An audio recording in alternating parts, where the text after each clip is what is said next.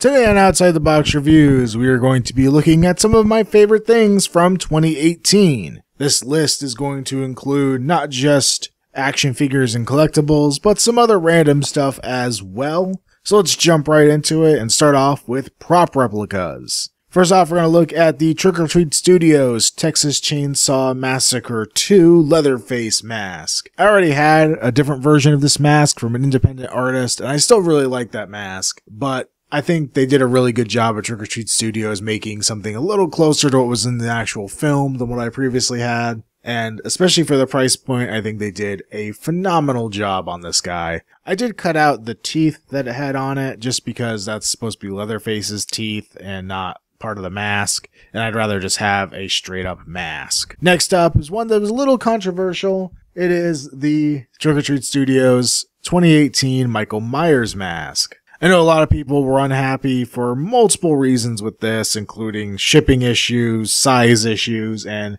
most of all, paint issues. And I actually did repaint mine. I stripped off all of the latex paint on it and redid it myself. So mine's not 100% accurate and definitely not what you got from the factory, but I am pretty happy with it. The mask is taken directly from the mold used in the movie, so the size issue doesn't bug me at all. And the detail's all there, it just had to be brought out with a good paint job. Last up under prop replicas is my Blade Runner blaster. I am a huge fan of the YouTube channel Tested with Adam Savage, and he always brings up his Blade Runner blaster collection. And it made me want one of my own, so I went on eBay, I found this resin kit. It's like a 4-piece kit, cleaned it all up, painted it. I learned a lot about painting with lacquers and using an airbrush and things I hadn't done previously, and then I added a lot of weathering to it as well. And it was a really fun project, and I'm pretty happy with how it turned out. Moving on to figures, because I'm sure that's what most of you are here for anyway. I kind of grouped these by theme, and I realized that a lot of these are Bandai or Bandai adjacent properties.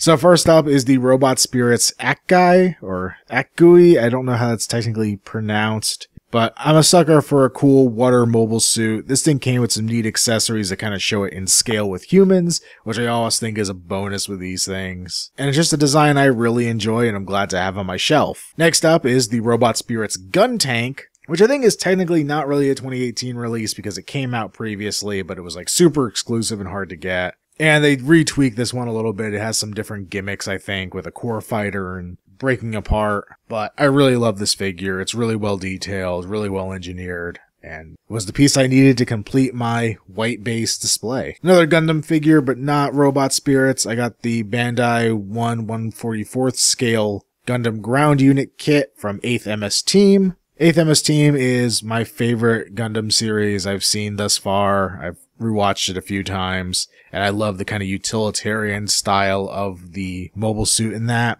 And I've actually purchased a couple different kits of this from different eras, and this one is really, really well done. Most of the plastic is the color it needs to be, not a lot of painting or decals required. And when it's all put together, it's basically almost as good as a Robot Spirits figure, so I'm pretty happy with it. Shifting away from Gundam over to Dragon Ball, but keeping with the model kit theme, we have the Figurize Piccolo, another model kit, but I think this thing is really well scaled with the Figuarts figures. Not all the Figurize stuff is, like their normal humans are way too big, but Piccolo scaled really, really well with them. He's just that good amount taller than most, and the old Figuarts figure really isn't tall enough in my opinion. Also, this one has the anime colors when the standard release of the Figuarts was the manga colors, and I prefer the anime colors. I ended up buying 3 of these actually. One I have in my Saiyan Saga display, basically as is. One I have in my Raditz display without Raditz, so Goku and Piccolo as they were fighting Raditz,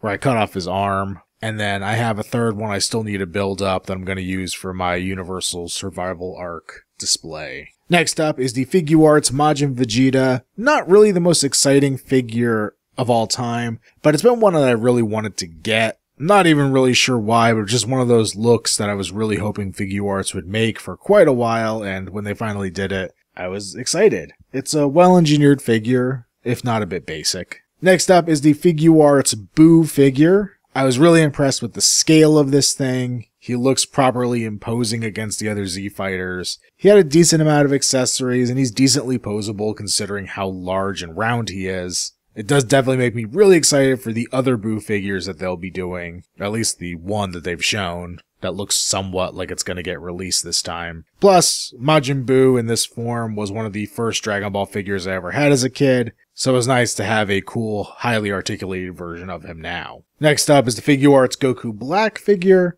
Another kind of simple one along the lines of Majin Vegeta, but they included some nice new parts. I love the smirking head they included with the powered down face. I like the colors they picked for the rosé hairstyle on him. And then I kind of accentuated this figure with a couple parts from Can of Beams. I have him on display right now holding a scythe that they made that just looks really, really cool. And then I have a couple other blades and things from them that I can swap in with him. Kind of tangentially linked to Figuarts is the Demonical Fit Special Force Captain. Demonical Fit has been making some third-party accessories for Dragon Ball figures for a little while now. I'd previously picked up some of their head sculpts that kind of replace the ones on the standard figure and kind of help modify your figure to be a little different. And also their clothing set that was for Tien. But this, as far as I'm aware, is their first full figure, and it's pretty good for being a third-party unlicensed bit. It really looks like Ginyu. The articulation's decent, if not a bit loose, but it looks like that can be fixed.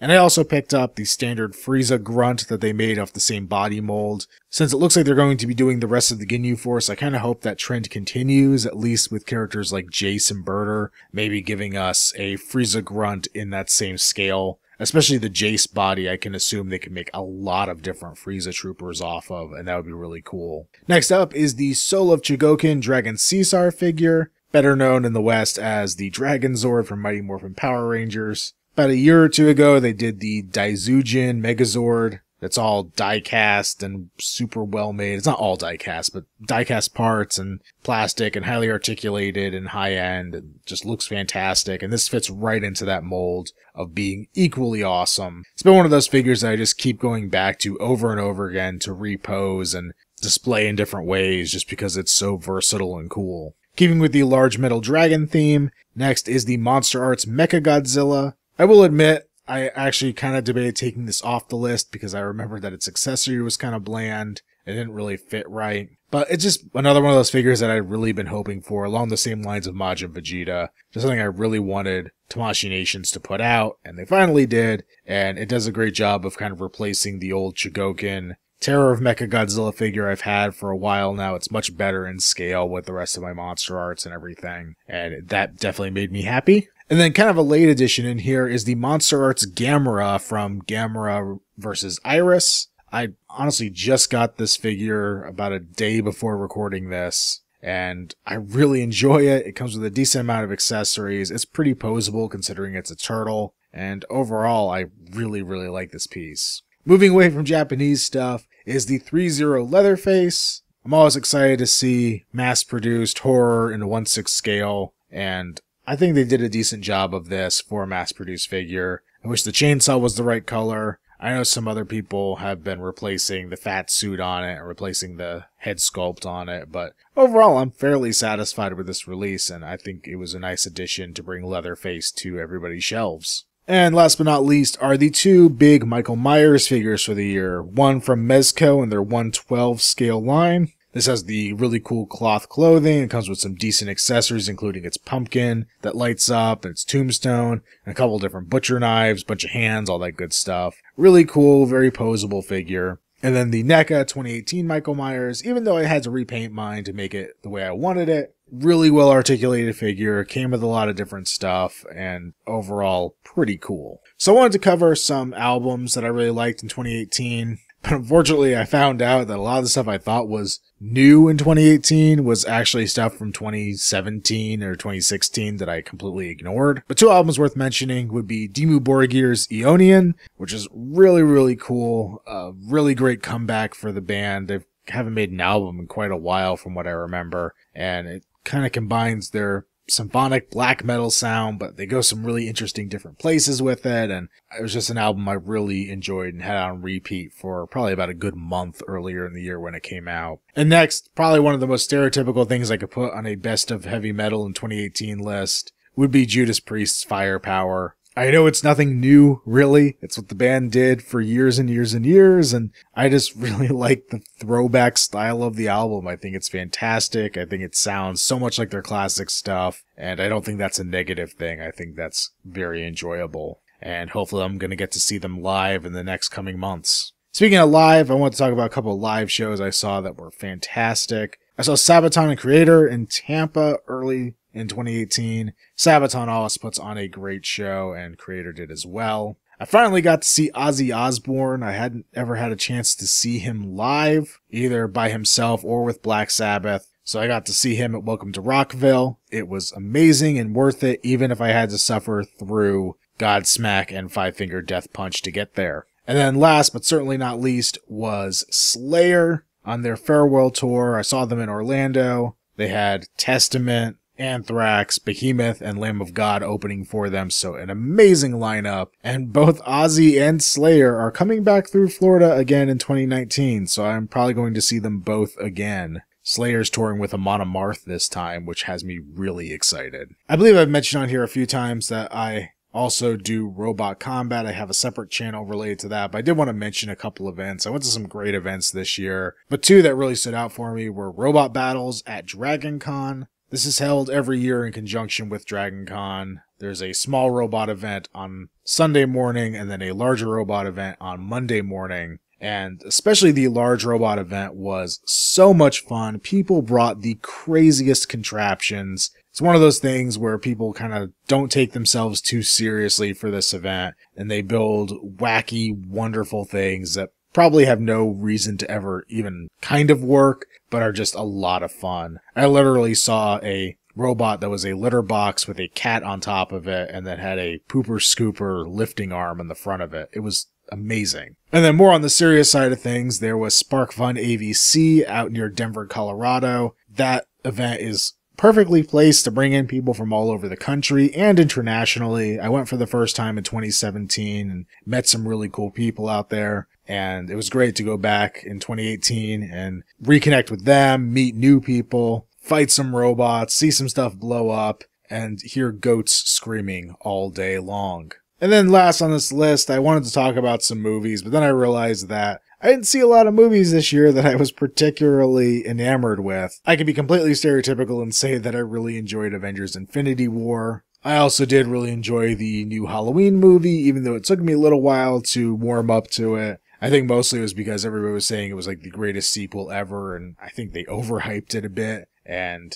it was fine. It did exactly what it needed to do to be a good Halloween movie in 2018, but it's definitely not the greatest Halloween movie ever made. And the one I keep going back to that I keep wanting to talk about is the Suspiria. I'd call it a reimagining more than a reboot. I think the director even said he considers it a companion piece to the original rather than a remake. But that film just had me enamored from pretty much start to finish, and it's a long movie and definitely not going to be everybody's cup of tea, but I really, really enjoyed seeing that. I was also going to include some movies that got DVD, Blu-ray releases this year. I'm also buying stuff from places like Scream Factory and Arrow Video that do these really nice collector's versions of movies. But unfortunately, I never really dug into the special features on a lot of them yet, so I don't really feel like I have much authority to speak on them versus a normal release of the film. But one I will mention is the Synapse Film Suspiria release, the original movie. It's just beautiful in Blu-ray HD.